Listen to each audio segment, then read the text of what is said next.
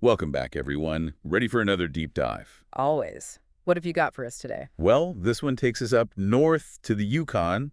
We're talking about a cargo flight turned into a possible UFO encounter. Oh, wow, in the Yukon. Okay, I'm intrigued. Yeah, so we've got some pretty interesting stuff to look at for this one. We've got firsthand accounts from the crew. We've even got some radar data and official reports to dig into. And official reports, you say? Yeah, even some stuff from Project Blue Book, the Air Force's UFO investigation program. Wow, okay, so this is serious then. This isn't just some blurry lights in the sky kind of thing. Oh, no, not at all. Yeah. This one really makes you think, Yeah. about what else could be out there and how much we really know. Or don't know, I guess I should say. I hear you. There are so many cases where the official explanations just don't quite add up. It really makes you question the whole narrative. Exactly. And that's exactly what we're going to be talking about today. So our story starts with a pilot named Tom Jenkins. He was flying for Alaska Air Cargo. Okay, Alaska Air Cargo, got it. So he and his entire crew, they reported seeing this bright gold disc-shaped object while they were flying over the Yukon. A disc-shaped object. Classic. I know, right? And it wasn't just a quick glimpse either. They said it was pacing their plane. And, get this, maneuvering in ways that just, well, they don't make sense. Definitely not your average weather balloon behavior. Right. And it's not just them saying this.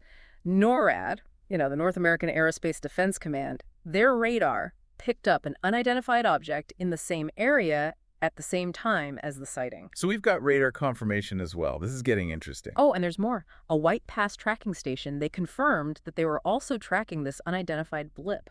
Wow. Okay, so we have multiple eyewitnesses, radar confirmation, and even an official tracking station corroborating the story. Sounds pretty solid. You would think, right? Yeah. But here's where things get a little weird. So after they landed, Jenkins and his crew, they retracted their statements. They said it was just a weather balloon. Wait, hold on. They took back their whole story just like that? Yep. Said it was a misidentified weather balloon. That's strange. Why would they do that? I mean, they had radar confirmation and everything. It is odd, isn't it? And it makes you wonder if maybe they were pressured to change their story. Yeah, maybe someone suggested it was better to just keep quiet. It's definitely suspicious. But it gets even more interesting. Years later, Jenkins actually confessed to Air Force investigators. He admitted he lied about the weather balloon. What? Are you serious? Oh, yeah. He came clean and confirmed his original account of seeing a UFO. Wow. Okay. Now I really want to know why he changed his story in the first place and then decided to confess years later. Yeah. What made him come clean? Well, that's part of what makes this case so fascinating. And of course, Project Blue Book, they have their own explanation, right? Let me guess. Swamp gas. Not this time. They tried to explain it away as a moon dog. A moon dog? What's that? It's an optical illusion caused by ice crystals, apparently. They also mentioned something called anomalous propagation, which they said caused unusual radar reflections. Okay, so basically they're saying it was all just a bunch of atmospheric quirks and tricks of the light. But does that really hold up when you consider the pilot's detailed account and the object's strange behavior? Exactly. And remember how I mentioned that Jenkins confessed to the Air Force investigators? Well, that confession came to light because of something pretty bizarre that happened to those investigators themselves. No, really? What happened? Well, after interviewing Jenkins, these investigators were flying back to base on a cargo plane, and they got diverted to refuel a B-52 bomber. A B-52? What was a B-52 doing way up in the Yukon? It was heading to the polar region, apparently. Okay, so they diverted to refuel this B-52. What's so bizarre about that? Happens all the time, right? Well, yeah, you'd think so. But the refueling process went haywire. Haywire? How so? The boom operator, he tried to connect with the B-52 multiple times, but something kept causing the connection to break. Like the bomber was actively resisting being refueled. Almost. Uh-huh. It's really strange, right? And these investigators, fresh from hearing Jenkins' UFO encounter, they started joking with the boom operator, asking if he had seen a flying saucer. Oh, come on. You can't make this stuff up. That's just too perfect. Right. Talk about irony. Absolutely. It's like something out of a movie. So here we are. We've got multiple witnesses. We've got radar data, a pilot's confession, and even a bizarre refueling incident involving the investigators themselves. Seems like there's more to this story than meets the eye, don't you think? Without a doubt. This is a wild one. And it just goes to show how complicated these UFO investigations can be, especially when you factor in the possibility of, well, let's just say, forces working to keep things under wraps. Definitely a lot to unpack here. In part 2, we're going to dive even deeper into the question of government involvement in UFO sightings.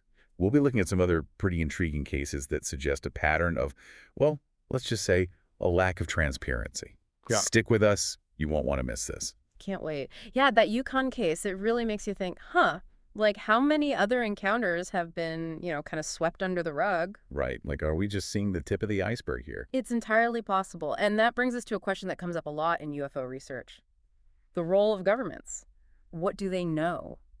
And what are they keeping from us? It's like trying to solve a giant puzzle with half the pieces missing. Exactly. And sometimes you find a piece that really changes your whole perspective, like the story of astronaut Gordon Cooper. Oh yeah, Gordon Cooper. Yeah. One of the original Mercury 7 astronauts. He didn't just believe in UFOs, he claimed he saw them himself. Multiple times, actually. And one of his most interesting accounts is about a group of UFOs that landed at Edwards Air Force Base back in 1957. Imagine that. A bunch of UFOs just landing at a major Air Force base. And this isn't just some random guy saying this. We're talking about Gordon Cooper, a trained engineer and test pilot. Exactly. He described seeing metallic, disc-shaped objects, technology that was, way beyond anything we had at the time. It's hard to dismiss someone with his credentials. I mean, when a guy like Gordon Cooper says he saw something extraordinary, I'm inclined to believe him. And Cooper wasn't afraid to speak out about it either. He even testified before the United Nations. He urged them to take UFOs seriously and investigate them properly. He really believed that the public deserved to know the truth. So what happened? Did the Air Force investigate his claims? They basically said they didn't investigate it. They didn't try to debunk it or anything. They just didn't acknowledge it, like it never happened. That's so frustrating. It's like they just wanted it to go away. Yeah, it's a pattern we see a lot, unfortunately. Silence and a lack of transparency. It makes you wonder what they're so afraid of. Well, thankfully, we have people like Gordon Cooper who keep speaking out. And then, of course, we have those fascinating declassified documents that have been coming out over the years. Oh, yeah, those documents are gold mines. Like the Twining Memo, for example. It was written back in 1952 by General Nathan Twining, who was the head of Air Force intelligence at the time. And let me tell you, he didn't mince words. He just came right out and said it. UFOs are real. Yep. He even described their advanced capabilities, stuff that was way beyond anything we had back then. You'd think a document like that would have blown the whole thing wide open. Right. It seems like a smoking gun. But what happened?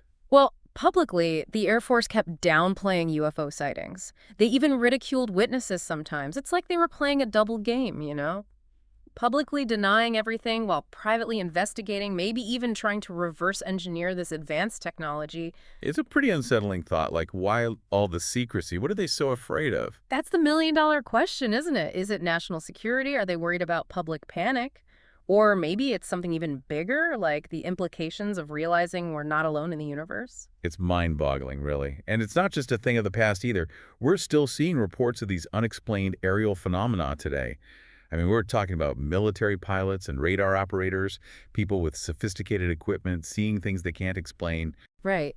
And now, finally, it feels like the conversation is starting to change. We're seeing more serious investigations, more media coverage, even the Pentagon admitting that some of these things are genuinely unexplained. It really feels like we're on the verge of something big. Like all those years of suppressed information are finally starting to come out. It's an exciting time to be following this topic, that's for sure. And it makes you wonder, what will we discover next? And how will it change our understanding of our place in the cosmos? Great questions. And you know what? I think we've got one more case to look at today.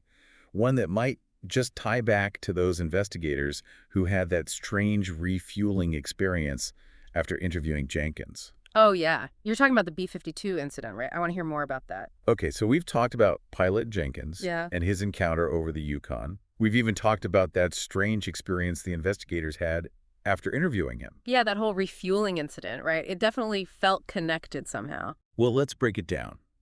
We've got a cargo plane, a B-52 bomber, and a refueling operation that goes completely sideways. Now that you mention it, refueling a B-52, it's not exactly like pulling up to the gas station, is it? Not even close. It takes a lot of precision and coordination. So what exactly happened? Well, the boom operator, Sergeant Hansen, he tried to connect with the B-52 several times, but every time he got close, something would happen. the connection would break. It's almost like the bomber was, I don't know, avoiding the refueling. It does sound that way, doesn't it? And remember, these investigators had just finished hearing Jenkins's account of this, bizarre UFO encounter. Right. So their minds were already primed for the unusual. Exactly.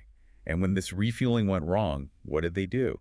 They started joking with the boom operator, asking if he had seen any flying saucers. Oh man, the irony, it's almost too perfect. It really is. I mean, think about it. These are seasoned Air Force investigators. They're trained to be skeptical. Right. They're not exactly prone to jumping to conclusions about little green men. But here they are, fresh off a UFO investigation. And they find themselves in this strange situation where a B-52 is seemingly refusing to be refueled. And it's not like B-52s are known for just randomly having refueling problems. These are sophisticated machines. Right. Something unusual was definitely going on.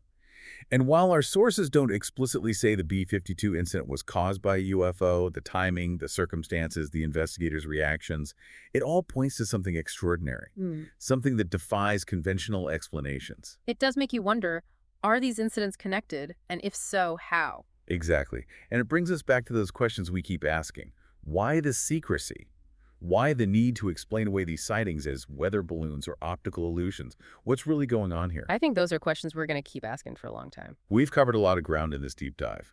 We started with a routine cargo flight over the Yukon and ended up exploring possible government cover-ups, the challenges of investigating the unexplained, and the testimonies of incredibly credible people like astronaut Gordon Cooper. And we've only just scratched the surface. Right. But I think it's clear there's more to our world, to our universe, than we currently understand. And I think that's pretty exciting. It's a little unsettling too, but mostly exciting. There's so much more to discover. Exactly. And as more information comes to light, as more people come forward with their experiences, the truth will continue to emerge. The truth is here,